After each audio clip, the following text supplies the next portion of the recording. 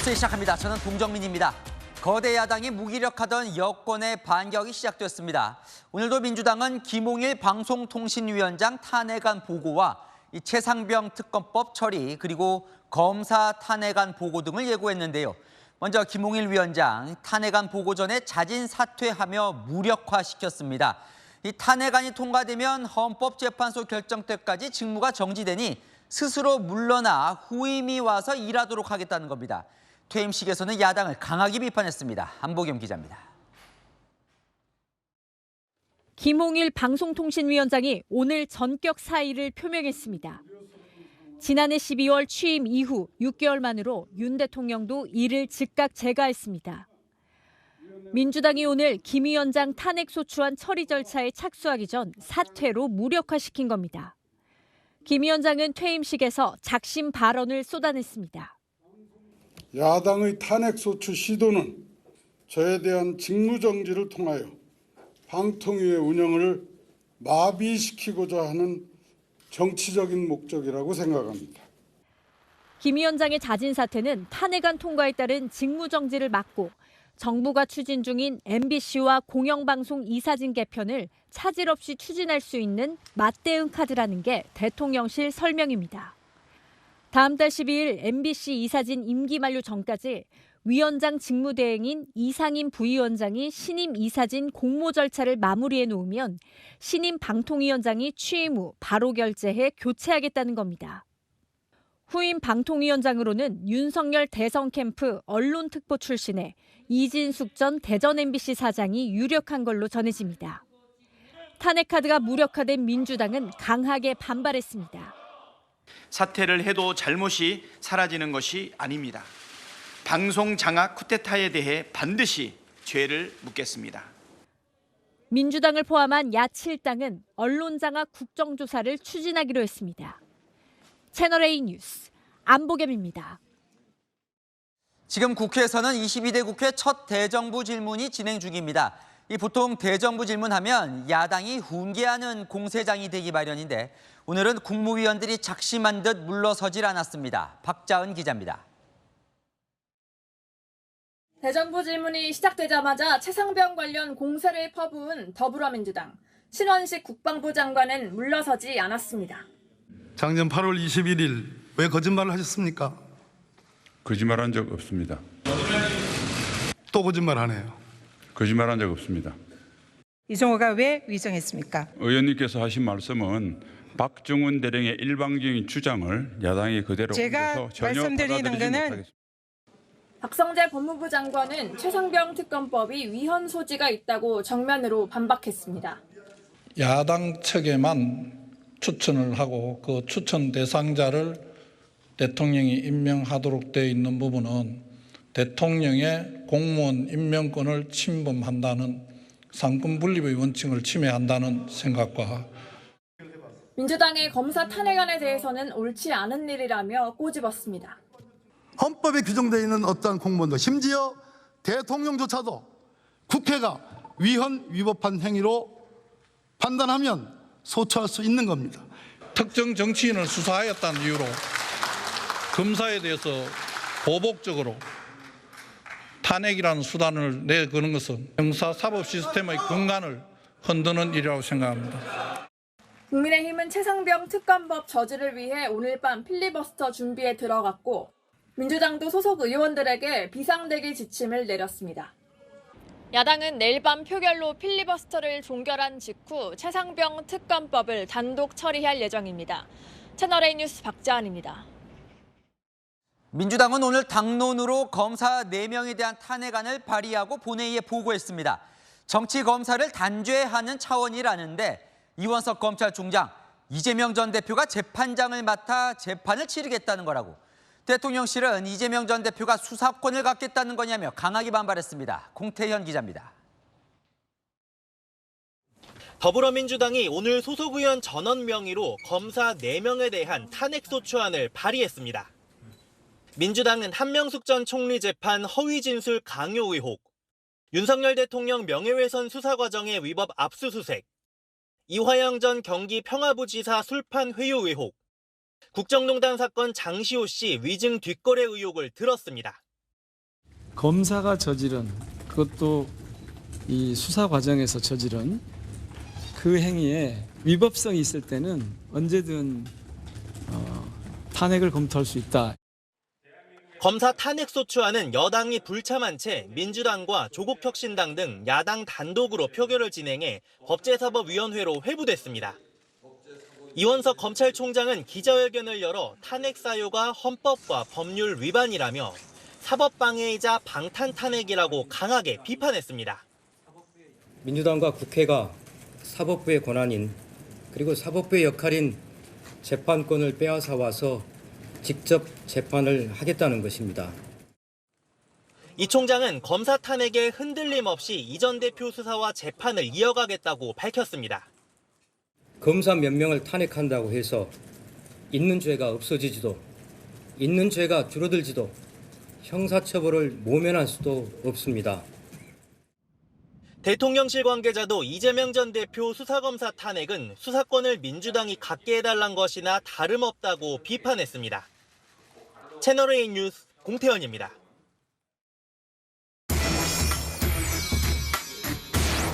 네, 안기자 정치부 홍지연 기자 나와 있습니다.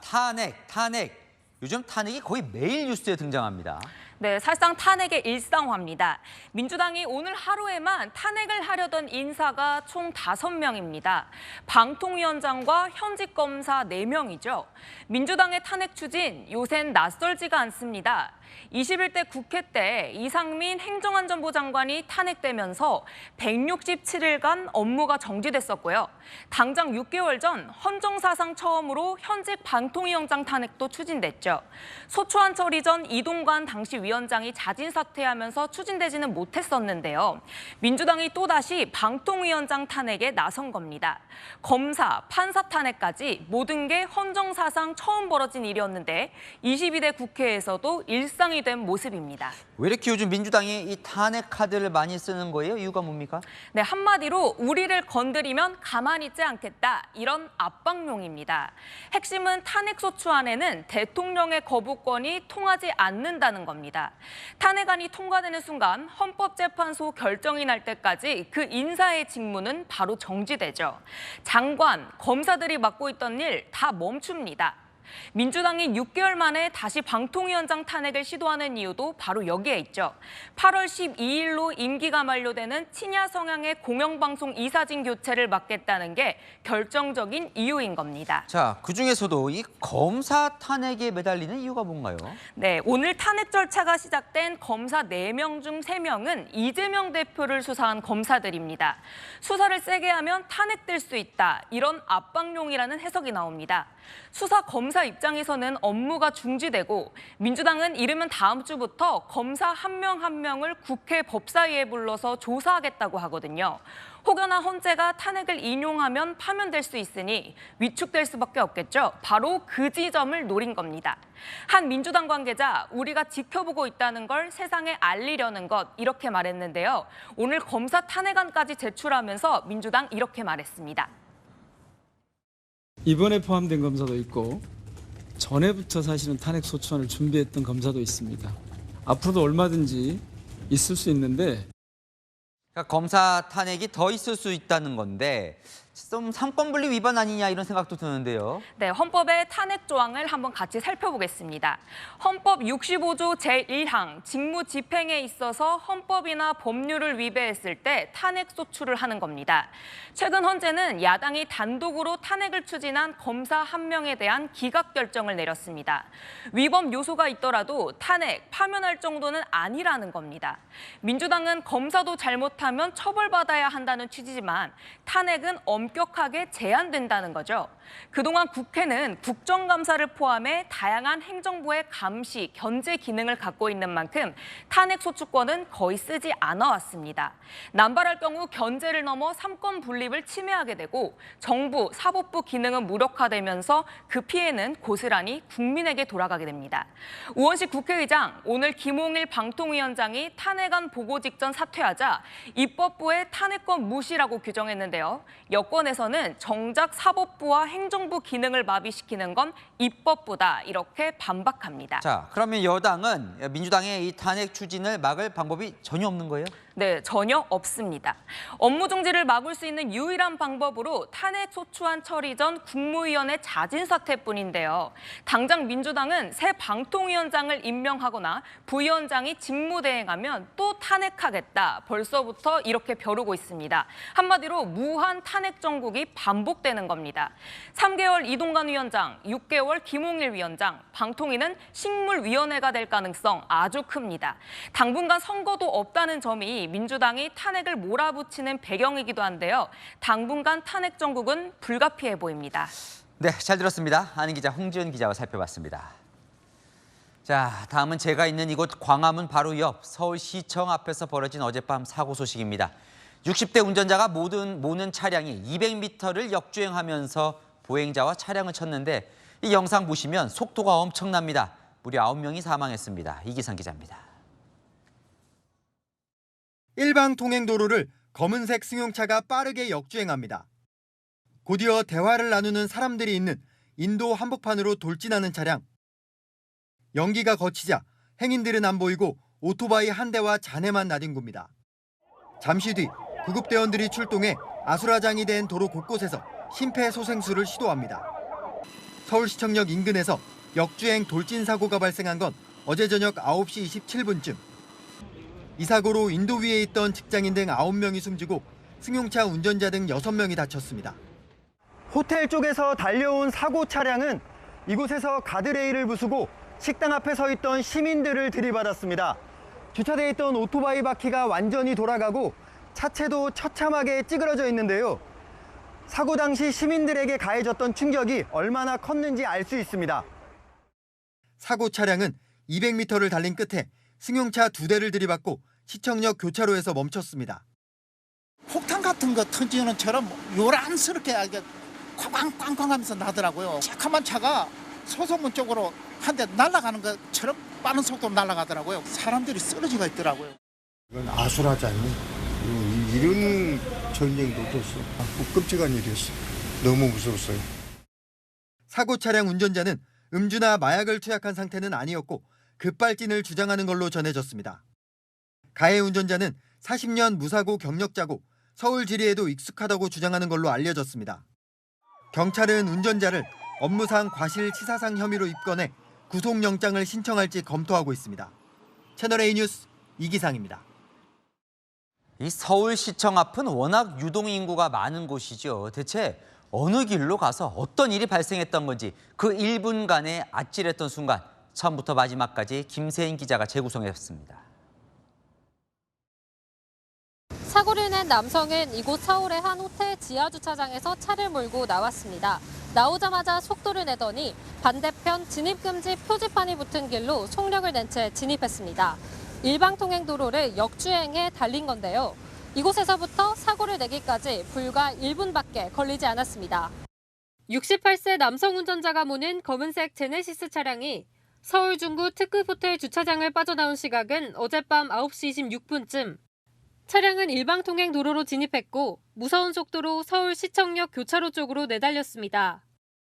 양쪽에 서 있는 차량 2대 사이를 스치듯 지나가서는 9시 27분쯤 인도에 설치된 안전펜스를 뚫고 사람들이 서 있는 인도로 돌진했습니다. 충돌 이후에도 속력을 줄이지 않고 교차로로 진입해 근처에 있던 승용차 2대도 들이받았습니다. 사고 차량은 도로 한가운데 교통섬에 이르러서야 속도를 줄이고 멈췄습니다. 사고 차량이 호텔에 나와 역주행한 거리는 약 200m에 달합니다. 일방통행길에서 반대길에 나왔기 때문에 이해 납득이 안 됩니다. 그냥 열대 명이랑 그냥 쓰러져 있었어요. 쓰러져 있었어요. 사고 차량 운전자는 오늘 직장 동료들에게 급가속을 해 브레이크를 밟았지만 소용이 없었다고 설명한 걸로 전해졌습니다. 경찰은 역주행 원인을 파악하려고 사고 차량을 국립과학수사연구원에 보내 감정을 의뢰할 예정입니다. 채널A 뉴스 김세인입니다. 날벼락도 이런 날벼락이 없습니다. 사망자 9명의 사연을 취재해보면 은행, 시청에 다니던 우리 이웃들입니다. 상 받고 승진해서 기분 좋게 회식하고 돌아가던 길에 참변을 당했습니다.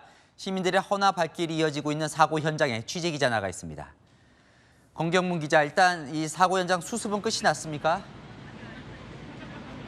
네, 사고 현장은 수습이 거의 끝났는데요. 사고 소식을 접한 시민들은 굵은 비가 내리는 중에도 이곳을 찾아 희생자들의 명복을 빌었습니다. 사고가 난 인도 한쪽 현에 조화나 추모글을 두고 가거나 발걸음을 멈추고 잠시 묵념을 하는 모습도 보였습니다. 사고 현장 근처 울타리에는 고인들의 꿈이 저승에서 이뤄지길 바랍니다. 고인의 명복을 빕니다라는 추모글이 붙어 있는데요. 이번 사고로 숨진 사망자 9명은 30대에서 50대 남성들로 퇴근 후 저녁 식사를 하거나 귀가 중인 직장인이었습니다. 이 가운데 4명은 시중은행 같은 부서에서 근무하는 사이로 사고 당일 승진한 동료를 축하해주는 저녁 자리를 가졌다가 변을 당했습니다. 사망자 중에는 서울시청 공무원 2명도 포함됐는데 사고 당일 서울시에서 주는 우수팀 수상자로 선정된 김인병 사무관인 걸로 확인돼 안타까움을 더했습니다. 빈소에서 만난 유족들도 슬픔을 감추지 못했습니다. 총통 살동 노래 일을 했어요. 저택 세무업자들 세금 전수하고 있는 것이 너무 보람있고 자랑스러웠다고 자랑도 많이 하고. 은행에서 부지점장이라고 자꾸 성실하고 착하대요. 서울 대형병원에서 주차 관리 업무를 맡은 직원 3명도 이번 사고로 목숨을 잃었습니다. 희생자들은 국립중앙의료원과 서울대병원, 세브란스 병원 등에 안치됐고 빈소가 마련됐습니다. 지금까지 서울시청역 사고 현장에서 전해드렸습니다.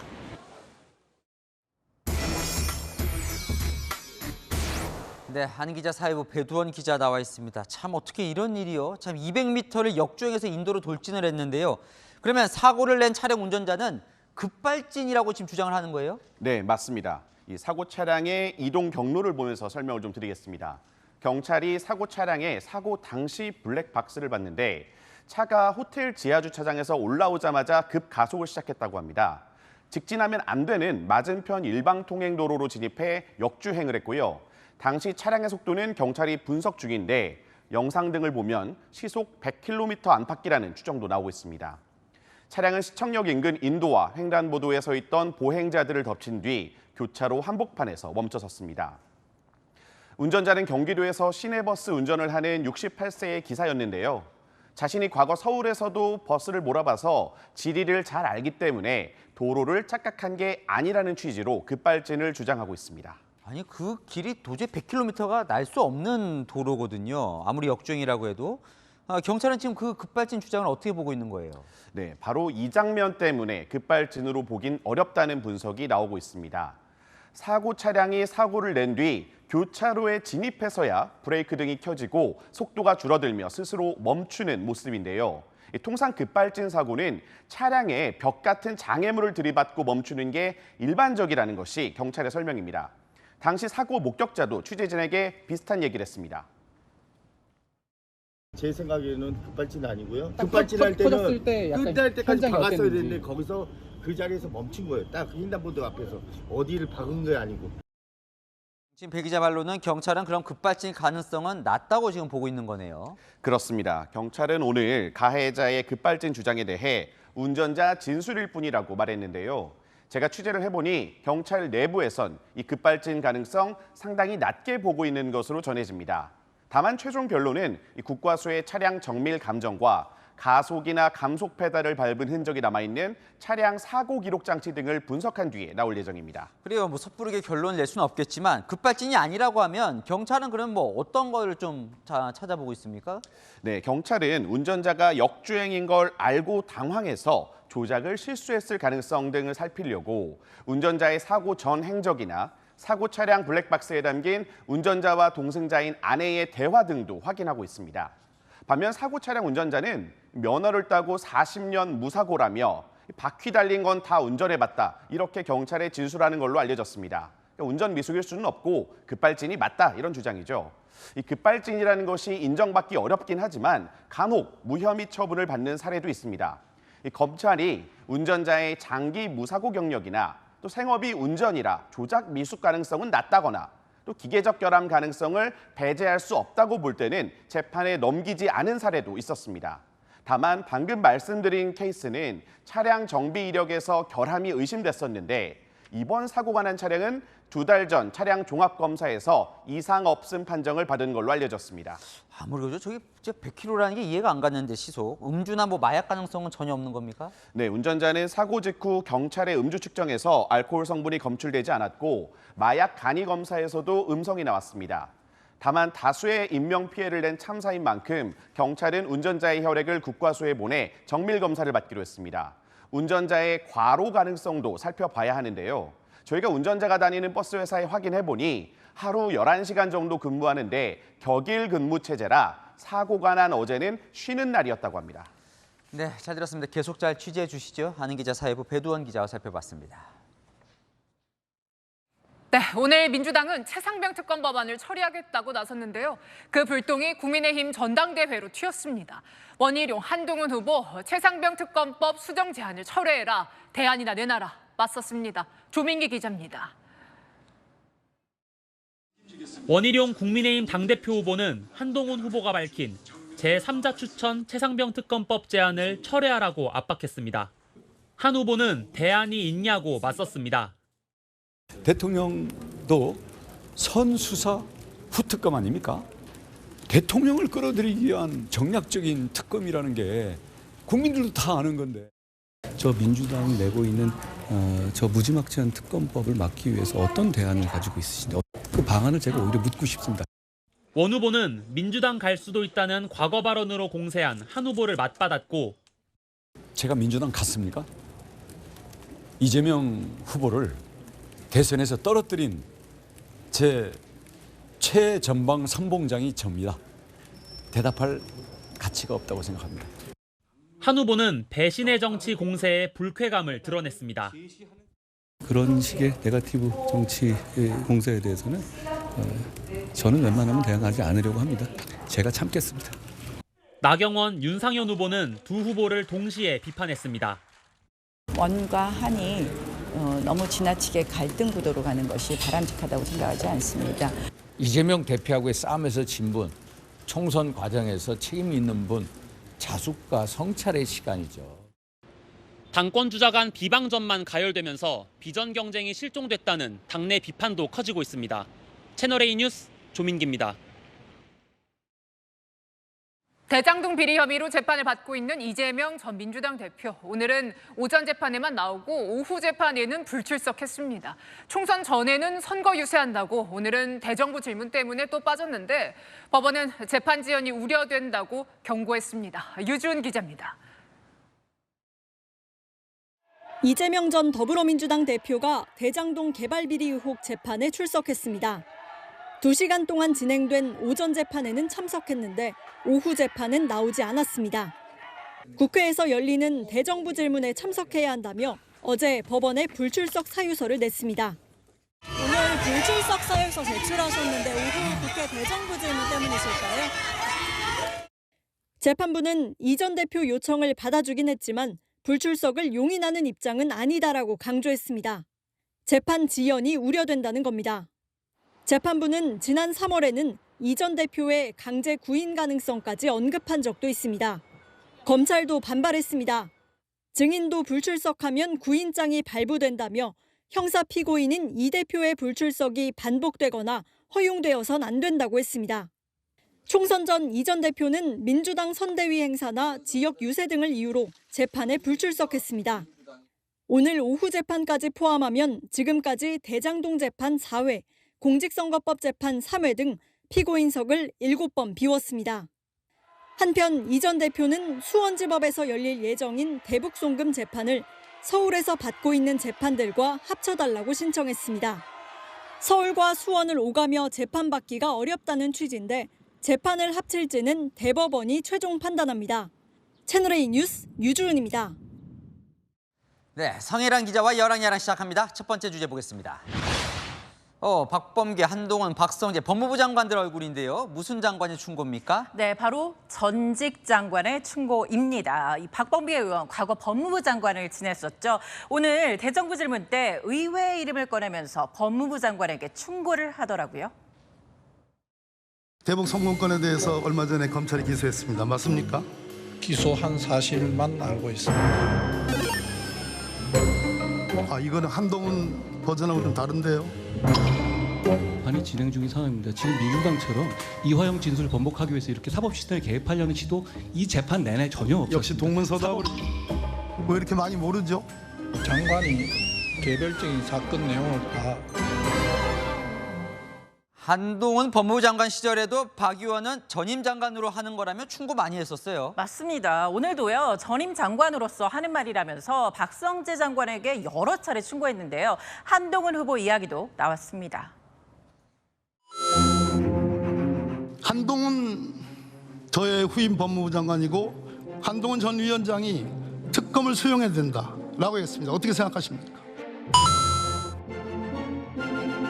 박성재 법무부 장관께 전임 장관으로서 그렇게 살지 말라. 그렇게 살지 말라. 충고의 말씀을 드리면서 충고 감사히 듣겠습니다. 네, 과거엔 적이었어도 필요할 땐 찾게 되는 후임이 되기도 하네요. 네, 다음 주제 보겠습니다. 그래요, 국민의힘 당대표 후보들인데요. 오늘 비전 발표회로 한자리에 모였다면서요? 네, 요즘 워낙 치열하게 맞붙어서요. 한자리에 모이면 어색하지 않을까 싶기도 했는데요. 아니었습니다. 원희룡 후보와 한동훈 후보 총선 때로 돌아간 것처럼 손도 꽉 잡고요. 웃음 띤 모습을 보였습니다. 보면 둘이서 뭔가 속닥대기도 하는데 무슨 얘기인지 좀 궁금한데요. 네, 제가 취재를 좀 해봤더니요. 원 후보가 한 후보에게 우리 둘이 양강구도라는 걸 강조했다고 합니다. 바로 옆에 앉아있는 다른 후보들 기분은 그럼 별로 안 좋겠는데요. 네, 그렇겠죠. 나경원 후보, 그래서 이 둘 사이에 바로 끼어들었습니다. 아니 너무 둘이 양강구도처럼 그런 거 같은데. 아니 양강구도가 맞잖아. 둘이 제일 크고 양강구도 맞다고 무슨 얘기입니까? 우리가 같이 붙여야지 안 되겠구나. 같이 붙여야지. 윤석열 의원님도 오세요.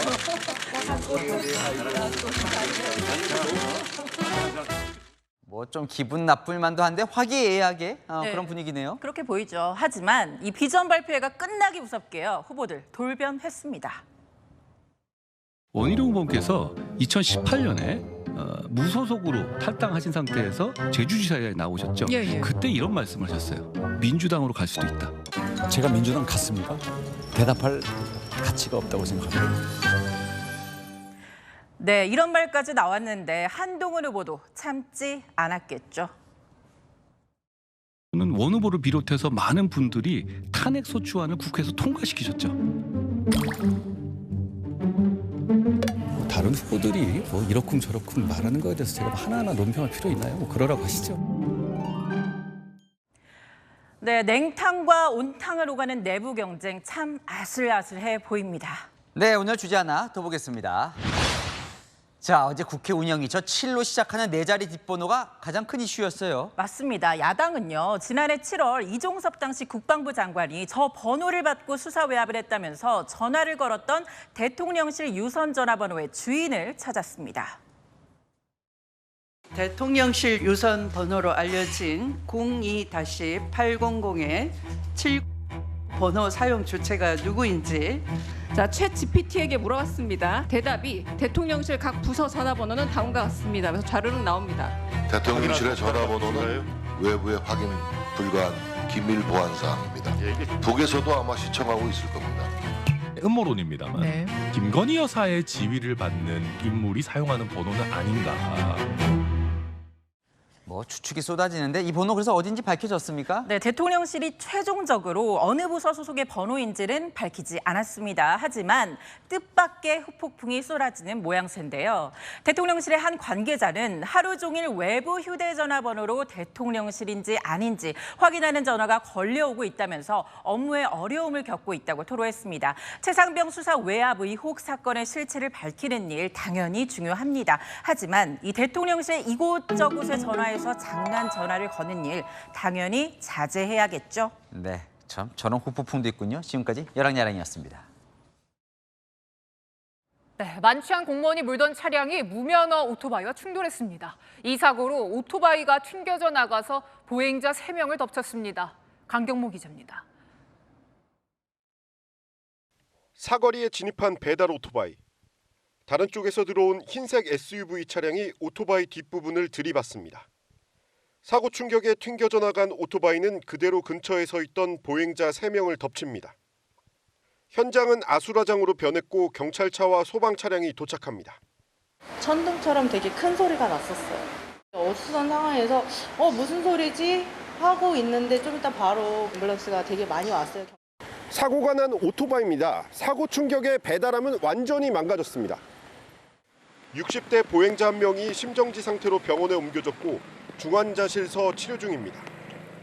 오토바이 운전자 18살 A군과 다른 보행자 2명도 크고 작은 부상을 입었습니다. SUV 운전자는 양양군청 소속 40대 공무원 B씨. 혈중 알코올 농도가 면허 취소 수준을 훌쩍 넘는 만취 상태였습니다. A군 역시 면허 없이 오토바이를 몰았던 사실이 드러났습니다. 292cc 오토바이라서 이종 소형 면허가 있어야 되는데 얘는 없습니다. 얘 건지 누구 건지 아직까지 그 소유주를 아직 확인은 못했어요. 경찰은 CCTV 등을 토대로 정확한 사고 경위를 조사하고 있습니다. 양양군은 경찰 처분이 나온 이후 B씨에 대한 징계 여부를 결정할 방침입니다. 채널A 뉴스 강경모입니다. 남자 고등학생이 또래 여학생을 흉기로 잔인하게 공격하는 사건이 벌어졌습니다. 두 사람은 같은 학원에 다닌 걸로 파악됐는데요. 남학생이 범행 직후 투신해 생명이 위독한 상태라 경찰은 범행 동기 파악에 애를 먹고 있습니다. 송정현 기자입니다. 10대 남성이 불안한 듯 상가 건물을 이리저리 뛰어다닙니다. 손에는 혈흔이 묻어 있습니다. 입고 있던 웃옷을 화장실에 벗어두고 서둘러 건물 밖으로 나갑니다. 어제 오후 3시 30분쯤 경기 안산시 상가 화장실에서 10대 고교생이 또래 여학생을 흉기로 공격했다는 신고가 접수됐습니다. 안전운전 못하고 여기도 뛰어갔다 저기도 뛰어갔다 그러더라고요. 화장실 안에 옷을 벗어놓은 게 있었고. 같은 학원에 다니는 두 사람은 학원이 있는 층까지 같은 엘리베이터를 탔습니다. 남성은 피해 여성과 같은 엘리베이터에서 내린 직후 바로 옆 남자 화장실로 끌고 가 흉기를 휘둘렀습니다. 가해 학생은 사건 현장을 빠져나가 도보로 5분 거리 아파트에서 투신했습니다. 아파트 관리인이 한 차례 제지했지만 이를 뿌리치고 다른 층으로 이동했습니다. 뛰어내리려고 그러는데 두 사람이 붙잡고서 못 뛰어내리게 이제 하는데 힘이 부족한 거예요. 9층까지 나와 뛰어내렸어요. 얼굴과 팔 등을 크게 다친 피해 여성은 응급실로 옮겨져 수술을 받았고 회복 중인 걸로 파악됐습니다. 다행히 생명에는 지장이 없는 걸로 알려졌습니다. 가해 남학생은 현재 생명이 위독한 상태입니다.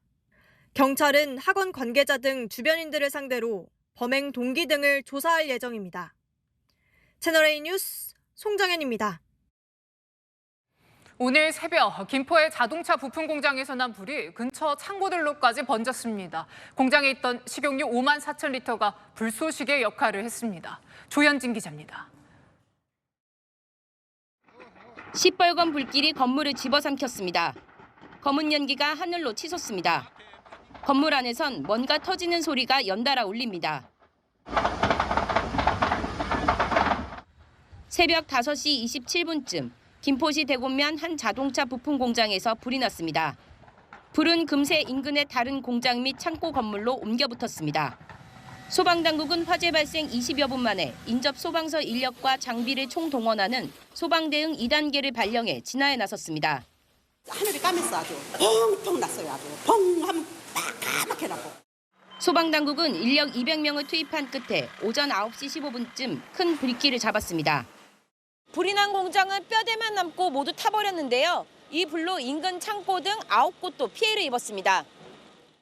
당시 한 공장에 식용유 5만 4천 리터를 보관 중이었는데 이게 불쏘시개 역할을 했고 샌드위치 패널 구조의 공장과 창고 건물이 다닥다닥 붙어 있다 보니 피해가 커진 것으로 파악됐습니다. 다행히 인명피해는 없었습니다. 경찰과 소방당국은 정기적인 요인으로 불이 난 것으로 추정하고 정확한 화재 원인을 조사 중입니다. 채널A 뉴스 조현진입니다. 최태원 SK회장과 노소영 관장 이혼 소송 소식입니다. 아직 대법원 확정 판결이 나오지 않았는데 최 회장은 이혼 확정 증명을 신청했습니다. 법원은 거부했습니다. 우연기 기자입니다. 노소영 아트센터 나비 관장과 이혼 소송을 벌이며 대법원에 상고장을 제출한 최태원 SK그룹 회장. 재산 분할에 관련돼서 객관적이고 좀 명백한 오류가 발견되었습니다. 부디 대법원의 현명한 판단이 있기를 바라고. 지난달 21일 재판부에 이혼 확정 증명서를 요청했다가 거절당했습니다. 이혼과 재산 분할을 분리해서 판단할 수 없는 만큼 상고심 결과를 지켜봐야 한다는 이유에서입니다. 실제 확정 증명은 재판이 완전히 종료된 걸 증명해달라는 취지로 신청하는데 판결 확정 전 요청은 이례적이라는 반응이 나옵니다. 법조계 일각에서는 최 회장이 동거인 김희영 씨를 가족으로 등록하고 상속 부분에서 유리한 법적 효과를 노린 것 아니냐는 해석도 나옵니다. 이혼 소송의 경우 확정 증명서를 받아야 가족관계 등록 정리가 가능합니다. 최태원 회장의 그 상속에 있어서도 노소영 관장을 배제하고 동거인인 김희영 씨와 관계에 있어서도 사실혼 관계나 이런 부분을 좀 인정받고 어떤 법적인 효과를 누리려고 아마 이런 신청을 빨리 한 게 아닌가. 이에 SK 측은 최태원 회장 개인의 문제라 입장이 없다고 밝혔습니다. 채널A 뉴스 우현기입니다. 장맛비가 곳곳에 물폭탄을 쏟아붓고 있습니다. 현재 장마전선은 수도권으로 올라왔는데요. 오늘 밤 상황도 지켜봐야 한다는데 어느 지역에 더 얼마나 올 건지 한강 동작대교에 김태욱 기자 나가 있습니다. 김 기자, 비가 조금 그친 것 같기도 하네요. 네, 맞습니다. 강하게 내리던 빗줄기가 지금은 조금 약해진 상태입니다. 오전엔 호우주의보가 내려져 서울 시내 일부 하천의 출입이 통제되기도 했는데요. 오늘 밤 사이 또다시 많은 비가 쏟아부을 것으로 예상돼 주의가 필요해 보입니다. 위성 영상을 보면 비구름대가 중부지방을 중심으로 영향을 주고 있는 걸 확인할 수 있습니다. 남북으로 얇고 동서로 길게 뻗은 정체전선이 남부와 중부를 왔다 갔다 하면서 비가 강하게 내렸다 그치기를 반복하고 있는 겁니다. 하지만 쏟아부을 때는 많은 양이 강하게 내리치면서 피해가 발생하고 있습니다. 호우주의보가 내려진 수도권에는 침수 피해가 잇따랐습니다. 인천 서구 청라는 도로 일부가 물에 잠겼고 미추홀구에선 저지대 주택이 침수되는 피해가 있었습니다. 내일 새벽까지 경기 북부와 강원 내륙은 시간당 최대 60mm에 달하는 집중호우가 예상됩니다. 밤사이 비구름이 남하하면서 광주와 전남 서부는 많게는 100mm 이상 퍼부을 것으로 보입니다. 이미 많은 비가 내린 가운데 다시 강하고 많은 비가 예상돼 안전사고에 특별히 신경 써야겠습니다. 지금까지 동작대교 남단에서 전해드렸습니다. 일찌감치 장마가 시작된 제주는 이제 비가 아니라 바람이 걱정입니다. 비행기가 못 뜬 건 물론이고 건물 외벽이 뜯겨져 나갈 정도라고 하는데요. 걱정입니다. 공국진 기자가 취재했습니다. 착륙을 시도하는 비행기. 강한 바람에 좌우로 휘청입니다. 활주로에 접근하는가 싶더니 기술을 다시 올립니다. 제1륙 후 착륙을 시도하는 고어라운드를 하는 겁니다. 좀 심각했어요. 큰 비행기도 휘청거릴 정도면은 스풍을 맞으면 비행기가 옆으로 이렇게 바람을 맞아버리면 좀 랜딩하기가 착륙하기가 좀 힘들어요.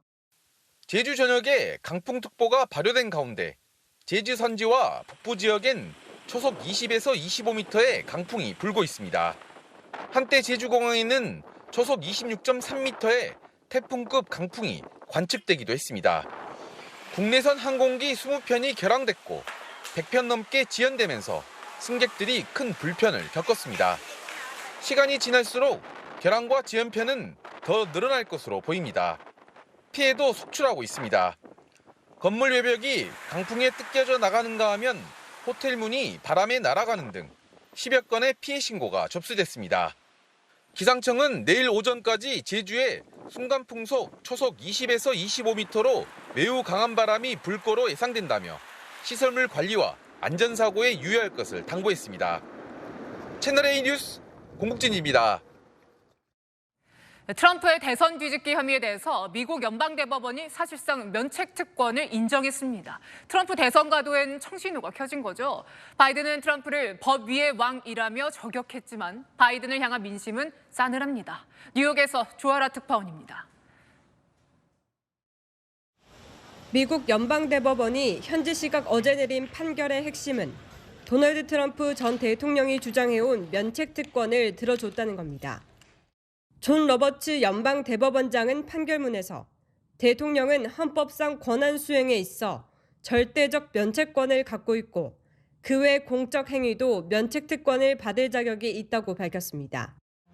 트럼프는 4년 전 대선 패배 이후 의사당 난입 사태 선동 혐의로 형사 기소된 상태였습니다. 앞으로 화급심은 이 혐의가 공적 혹은 사적 행위인지 가려야 하는데 사실상 11월 대선 전 최종 판결은 불가능해졌습니다. 또 남은 형사 기소 3건에 대해서도 면책 특권을 주장하고 있는 만큼 트럼프로선 사법 리스크를 다소 회수한 겁니다. 트럼프 대세론이 굳어지는 가운데 초조해진 조 바이든 미국 대통령은 백악관에서 대국민 연설을 열고 이번 판결을 맹비난했습니다. This nation was founded on the principle that there are no kings in America. No one is above the law, not even the President of the United States. 질 바이든 여사도 우리는 계속 싸울 것이라며 지원에 나섰습니다. 바이든 대통령을 둘러싼 고령 논란이 갈수록 번지면서 민주당 텃밭인 이곳 뉴욕에서도 민심이 요동치고 있습니다. Oh, I think he should definitely drop out of the race. He's just going to shoot the Democrats in the foot, and he's going to make a clear victory for Donald Trump. They need to do is they need to make a determination that they need somebody who's a little bit more solid. TV 토론 직후 치러진 여론조사에서 트럼프와 바이든의 격차는 6%포인트로 더 벌어졌습니다. 뉴욕에서 채널A 뉴스 조아라입니다. 내일부터 일본 국민들이 쓰게 될 만행권 지표에 들어간 인물이 논란입니다. 구한말 한반도 경제 침탈에 앞장섰다는 평가를 받기 때문인데요. 도쿄에서 김민지 특파원입니다. 내일 새로 발행되는 일본 지폐는 1000엔과 5000엔, 만엔 등 총 3종류입니다. 이 중 고액권인 만엔 지폐의 도안이 바뀌는 건 40년 만입니다. 그런데 만엔 지폐에 새로 실리는 인물이 한일 안팎에서 논란이 되고 있습니다. 일본 근대 경제의 아버지로 불리는 시부사와 에이이치로, 일본 내에선 메이지 시대 경제 관료를 거쳐 일본 최초의 은행을 세우고 500여 개의 기업 경영에 관여한 일본 자본주의의 상징으로 여겨집니다. 하지만 우리나라에선 구한말 철도를 만들고 경성전기 사장을 맡는 등 주로 한반도 경제 침탈에 앞장선 인물로 평가받습니다. 당시 제1은행을 소유해 대한제국의 첫 지폐 속 주인공이기도 했습니다. 독립유공자 후손단체 광복회는 유감 성명을 내고 시부사와 인물 기용은 식민지배를 정당화하려는 기만적인 행위이자 한일 관계 정상화에 도움이 되지 않는 처사라며 강도 높게 비판했습니다. 반면 시부사와를 경제 침탈의 주역까지는 아니라는 평가도 나옵니다. 한국을 개척한다 이런 차원에서 이 사람이 그냥 이용돼서 갔던 것이지 개인의 사상을 막 거기다 했다고는 보기 어렵다고 봅니다. 일본 정부는 5년 전 아베 신조 전 총리가 결정한 새 지폐 발행을 두고 내수 경기가 살아나길 기대하고 있지만 현금 사용이 줄어들어 큰 반향이 없을 수 있다는 지적도 나옵니다. 도쿄에서 채널A 뉴스 김민지입니다. 최근 난기류가 많아지면서 항공기 사고가 늘고 있죠. 이번엔 스페인에서 우루과이로 가던 항공기가 난기류를 만나 브라질 공항에 비상 착륙했습니다. 비행기 급강하에 승객 1명의 몸이 짐칸에 박혀버리는 등 30명이 다쳤습니다. 송진섭 기자입니다. 혼잡한 비행기 안, 한 승객이 좌석 위 짐칸에 처박혀 있습니다. 빠져나오려 발버둥치는 남성을 주변 승객들이 도와 가까스로 구조됩니다. 천장 구조물도 무너져 내려 기내는 아수라장이 됐고 자리 여기저기에는 혈흔까지 남아 있습니다. 현지 시각 1일 스페인에서 우루과이로 향하던 에어 유로파 여객기가 난기류를 만나 브라질 나탈 공항에 비상 착륙했습니다. Madrid a Montevideo y nada, de un momento para el otro se estabilizó, se fue en picada. Y toda la gente que no tenía cinturón se fue por los aires, se dio contra el techo, se lastimó, etc. Que la quedábamos ahí, pero bueno, gracias a Dios no pasó mayores. 이 사고로 승객 325명 중 30명이 부상을 입고 병원으로 이송됐습니다. BBC 등 주요 외신들은 기후 변화로 대기가 불안정해지면서 난기류의 발생 빈도가 늘어나 항공기 사고도 함께 증가하고 있다고 분석했습니다. 2달 전에는 싱가포르 항공 여객기가 난기류 사고로 승객 1명이 숨지고 80여 명이 다친 일이 있었고 이 사고 닷새 뒤에는 카타르 항공 여객기가 역시 난기류에 휘말려 탑승자 12명이 다치기도 했습니다. 채널A 뉴스 송진섭입니다. 요즘 배 한 개에 10,000원이 넘습니다. 금사과에 이어 금배가 된 건데 왜 유독 배는 더 오르는 걸까요? 언제쯤 가격은 내려갈까요? 권갑구 기자가 취재했습니다. 마트를 찾은 소비자들이 수입 과일 코너에서 키위, 바나나 등을 부지런히 장바구니에 담습니다. 반면 2줄 남짓 진열된 배 코너는 그냥 지나칩니다. 배는 엄청 비싸죠. 엄청 비싸고 그렇다고 뭐 손자들 먹이려면 어쩔 수 없이 사야 될 땐 또 꼭 사야 되고. 지금 21,900원인가? 하나에 10,000원이라는 거 아니에요? 아유, 그냥 수박 먹으면 돼요. 수박 싸니까, 여름이고. 실제로 배값은 지난 5월 말부터 10,000원을 넘어섰는데요. 지난 26일 기준 배 한 개당 1,950원을 기록했습니다. 지난달 소비자 물가가 석 달 연속 2%대를 유지했지만 배값은 역대 최대치인 139% 넘게 오르는 등 과일류 물가 상승률은 이어지고 있습니다. 배값 폭등은 부족한 공급량 때문입니다. 저온 현상, 폭우 등 그간의 이상기후와 병충해 발생이 겹치면서 재배 면적이 감소해 지난해 생산량이 30% 가까이 줄었습니다. 배는 토종 과일로 수입산으로 대체가 불가합니다. 작년에 저온 영향으로 정상적으로 수확량이 안 나온 거죠. 현재 그 영향이 지금까지 미치는 거죠. 현재 발생된 전남 나주의 병충해까지 더해져 햇과일이 나오는 8월 하순 이후에도 가격 안정은 어려울 것으로 보입니다. 채널A 뉴스 권갑구입니다. 같은 양이면 용기에 든 제품보다 리필용이 더 싸다. 당연한 얘기 같죠? 그런데 알고 보니 거꾸로 오히려 용기 제품보다 2배 넘게 비싼 리필용도 있었습니다. 리필의 배신 윤수민 기자가 따져봤습니다. LG 생활건강의 주방세제 자연퐁입니다. 용기 제품 3.04리터가 7,950원이지만 리필 1.6리터는 1,800원입니다. 100ml로 환산하면 각각 262원, 675원으로 리필이 2.5배 비쌉니다. 대용량 실속팩이라 써져 있는 P&G의 다우니 섬유유연제의 경우 100ml당 용기 제품은 495원, 리필은 724원으로 2배 가까이 차이 납니다. P&G의 섬유탈치제 페브리즈도 마찬가지입니다. 100ml당 용기 제품은 1,514원, 리필은 1,844원입니다. 용기 제품과 리필 제품은 용량이 달라 어떤 제품이 더 저렴한지 알기 어려운데요. 이렇게 작은 글씨에 100ml당 가격을 유심히 봐야 알 수 있습니다. 가격과 환경을 생각해 리필 제품을 찾았던 소비자들은 배신감을 토로합니다. 리필이 더 싸다 생각을 했지 여태까지 쏘은 느낌인데 조금 화가 나죠. 배신감도 느끼고 조금이라도 돈을 아끼고 또 통도 이렇게 있으면 저걸 하기가 조금 안 좋으니까 환경을 생각해서 요거를 조금 하는데. 유통업계는 할인 행사 적용으로 발생한 일시적인 가격 역전일 뿐이라며 정상가 기준 리필 제품이 더 비싸게 책정되지는 않는다고 해명했습니다. 채널A 뉴스 윤수민입니다. 최근 제주도 찾는 중국인 관광객이 크게 늘었는데요. 지역 경제에는 활력이 돌아 좋지만 일부 관광객의 도를 넘은 민폐 행동은 골칫거리입니다. 다시 간다. 김태우 기자입니다.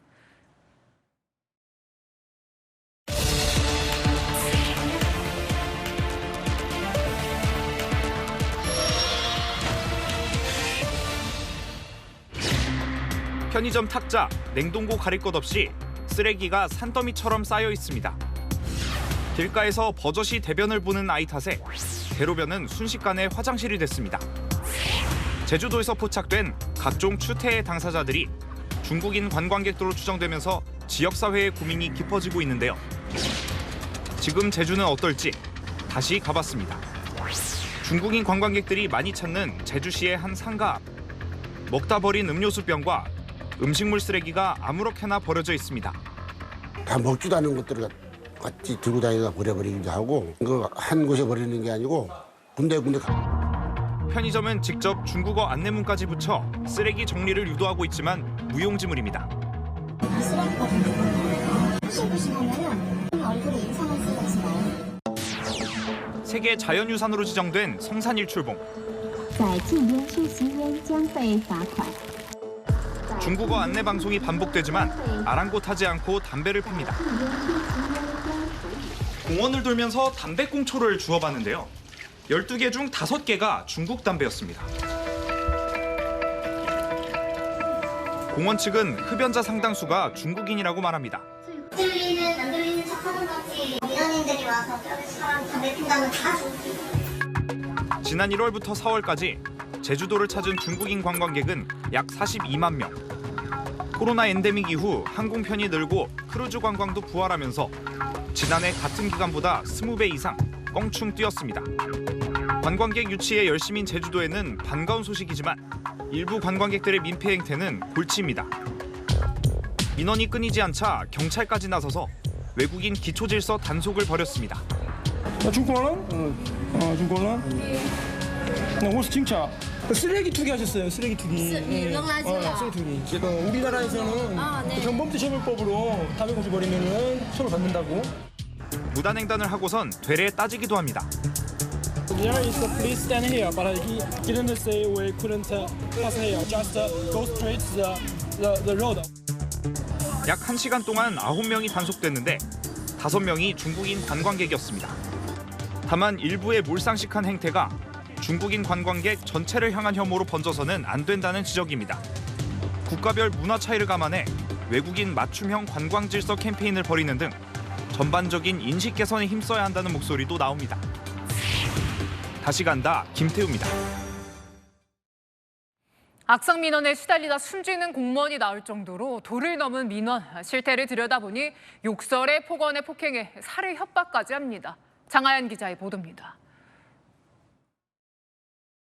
민원실로 들어온 남성, 업무 공간으로 들어가더니 직원을 향해 지팡이를 마구 휘두릅니다. 위협적인 행동이 이어지자 결국 경찰이 출동해 연행합니다. 지난해 1월 국가보훈부의 수당 지급에 불만을 품은 민원인이 벌인 일입니다. 새끼야, 조사관이란 표현이 어울리지도 않는다. 다가올 때마다 막 우는 정도의까지밖에 역할을 할 수가 없었습니다. 국가권익위가 올해 2월부터 5월까지 정부 부처 등을 대상으로 악성 민원 실태 조사를 해보니 업무 담당자 개인 전화로 수백 통의 문자를 보내거나 살해 협박이나 폭언, 폭행을 하는 괴롭힘이 전체의 90%에 육박했습니다. 황당한 민원 접수 사례도 있었습니다. 하늘의 계시를 받아 도지사에게 전할 말이 있다며 수백 차례 면담을 요구하거나 조선시대 궁녀였는데 재산을 일본 천황이 가져갔다며 반복적으로 전화 민원을 넣었습니다. 악성 민원이 늘고 있지만 공무원 대상 교육은 부족한 상황입니다. 조사 대상 기관의 45%는 최근 3년 내 악성 민원 대응 교육을 시행하지 않은 것으로 조사됐습니다. 채널A 뉴스 장하연입니다. 네, 국내에서 가장 많은 암 환자를 진료하는 서울 아산병원에서 전공의 이탈 이후 폐암 환자가 30%나 줄었습니다. 4달 넘게 이어진 의료 공백으로 수용할 수 있는 환자 수가 줄어든 겁니다. 홍란 기자가 단독 취재했습니다. 올해 상반기 서울 아산병원에서 폐암 진단과 치료를 받은 환자는 1,100여 명. 지난해 상반기 1,600여 명과 비교하면 30% 정도 줄었습니다. 전공의들이 이탈하며 수용할 수 있는 환자 수가 줄어든 겁니다. 예전에는 빠르면 1, 2주 내에 진료를 하고 검사하고 이제 진단하고 치료하는 것들이 한두 달 됐는데 지금은 처음 의심되는 환자들이 외래 오는 것조차도 서너 달씩 밀리고 있으니까.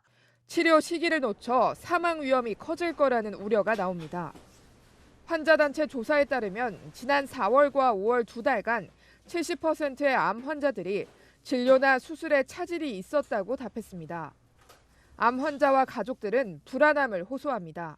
환자 보호자분들은 이 시간 하루하루가 길어질 때마다 정말 우리 그 가족이 어떻게 될까 봐 속은 막 타들어간다고 그러더라고요. 중증 환자가 몰리는 상급 종합병원의 총 진료 건수 역시 급감했습니다. 의사 파업 직후인 지난 3월 47개 상급 종합병원의 진료 건수는 60%가량 줄었습니다. 의정 협상에 진전이 없는 가운데 대형 병원의 무기한 휴진도 확산되고 있습니다. 아산병원은 4일부터 휴진을 시작하지만 진료 재조정을 통해 중증 환자 치료에 집중하겠다는 입장입니다. 채널A 뉴스 홍란입니다. 코로나 때 메이저리그 대신 한국 야구를 보던 외국인들이 빠져들었던 그 장면. 타자들이 방망이를 던지는 배트 플립, 이른바 빠따 던지기입니다. 이제 외국인 용병들도 즐긴다는데요. 이현용 기자입니다. 원아웃 동점 상황에서 크게 배트를 휘두른 삼성의 윤정빈. 날아가는 공을 바라보며 홈런을 직감한 듯 배트를 내던지며 만세 동작을 취합니다. 윤정빈이 배트를 던졌고 오른쪽 담장 바로 앞입니다. 저는 맞는 순간 넘어갔다고 봤어요. 하지만 펜스 앞에서 아웃되면서 머쓱한 표정을 짓고 맙니다. 아웃될 줄 모르고 배트를 던진 민망한 세리머니는 11년 전 기억을 소환했습니다. 자, 잡아당긴 타고 좌측에 크게 그러나 담장 앞에 잡히는군요. 펜스 바로 앞에서 잡아냈습니다. 2013년 롯데 전준우의 배트 플립은 미국 언론에도 소개되며 단숨에 월드스타로 만들었습니다. 메이저리그에선 투수를 도발하는 행동이라 여겨 금기시하는 행동입니다. 하지만 이제 국내 외국인 선수들도 한국 특유의 화끈한 배트 플립을 선보입니다. 판세를 뒤집는 홈런을 치고서 배트를 던지고 땅에 내리꽂기까지 합니다. No, en Estados Unidos no se va la pelota de esa manera. Independientemente no se le falta respeto a nadie, pero como que no sé, en verdad no se hace mucho, al menos que sea un walk-off. 하지만 타자와 달리 외국인 투수 입장에선 자극하는 배트 플립에 화를 못 참기도 합니다. 채널A 뉴스 이현용입니다. 오늘 서울에 호우주의보가 내려지는 등 강한 비가 내렸습니다. 오후 6시 기준 누적 강수량은 경기 이천 78.8mm, 서울 62.8mm로 기록됐는데요. 밤사이 비가 다시 전국으로 확대돼 내일 오전까지 이어지겠습니다. 돌풍과 벼락, 시간당 30mm 안팎의 집중 호우에 주의해야 합니다. 특히 오늘 밤까지 중북부에, 밤사이는 충남에, 내일 새벽부터 오전까지는 남부지방에 비가 집중되겠습니다. 양은 전남 서부와 광주에 100mm 이상으로 가장 많겠고요. 중북부와 충남, 영남에도 60mm가 더 내리겠습니다. 바람도 강하겠습니다. 해안가와 제주는 초속 20m, 그 밖의 지역에도 초속 15m로 불겠습니다. 오늘 밤 열대야 수준의 더위가 예상되고요. 내일 낮에는 30도를 넘는 곳이 많겠습니다. 목요일과 금요일엔 충청, 이남에, 주말에는 다시 전국에 비가 내리겠습니다. 날씨였습니다. 지난 21대 국회 전까지 검사나 장관의 탄핵 소추안이 통과된 적은 없었습니다. 국회가 힘이 없어서가 아니라 신중해야 하기 때문이죠. 탄핵안이 국회를 통과만 해도 곧바로 직무가 정지됩니다. 그만큼 시급하거나 자체 징계나 감사, 형사소추가 어려울 때 꺼내야 하는 최후의 수단인 거죠. 남발하거나 행여 정치적인 이유로 꺼낸다면 정부는 일을 못하고 그 피해는 국민에게 돌아갑니다. 마침표 찍겠습니다. 탄핵은 맞는 검이 아닙니다. 뉴스에 마칩니다.